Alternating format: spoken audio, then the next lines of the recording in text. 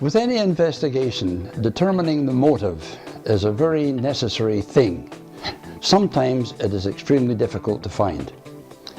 That was the case when we were assigned to investigate the damage done to the hydro substation at Nile Creek near Parksville on Vancouver Island.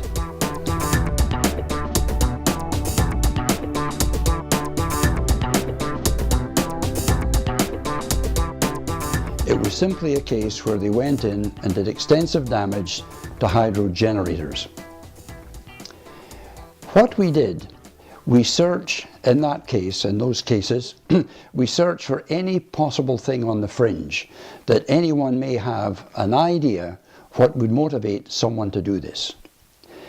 In the Nile Creek one, we were unable to determine anything in the way of motive, and there was very, very little evidence at the scene of the crime. But what happened in a few months was that bulletins started to appear, all under the caption of direct action, and they were purportedly issued by the anonymous group that took credit for doing this damage. When we get to examine documents like that, we do it in many, many ways, but basically it is for the structure of the type, the machines that have been used, and everything in the way of preparation of the document. In this case, we had exceptional cooperation from a manufacturer in the States. They went out of their way to determine that yes, it was one of their machines, but not only that, their technicians could tell that this machine had a slight malfunction. They did extensive work throughout their repair facilities to try and determine what machine had been used. While that was underway, we tried another investigative method, and that was to determine from the grammatical and sentence structure of the document the type of person that may have prepared it. For that purpose, we got great assistance from one of the headmasters of a local independent school. He was a master in English. From his determination, he found, in his opinion, that 5 individual people had authored this document. And each one had a different station in life through education and employment. Those biographical details he documented for us. While we worked on that, another unusual aspect came forward.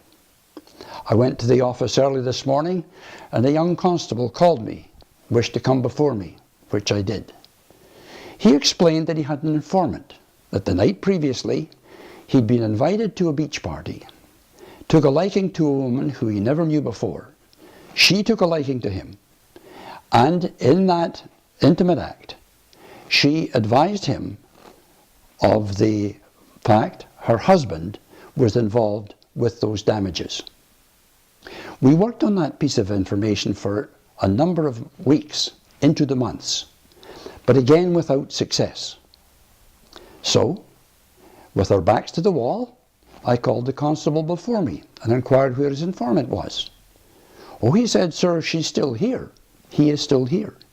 But the only reason that he would go back to see that woman, I said, just a minute, constable, this is not a time for talking about moral niceties.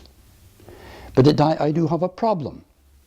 When we use your informant, how will you code the fee? Will it be for information, entertainment, or will it be danger pay? What happened? We successfully had the informant reunite with the woman. And on that occasion, again, when the intimate act was completed, he was able to determine from a notebook lying on a bed table telephone numbers and addresses. His remarkable memory was able to give us that on a quick debriefing. And from that, we learned of an address in Burnaby. Working on that particular aspect, it meant that we had to make an entry into that home in the public interest. And in that home, we found the evidence that we needed to solve that crime. Those 5 people were charged in British Columbia, and at that particular time they were identified in the press as the Squamish Five, the number 5 going right back to the analysis made by the headmaster of the independent school.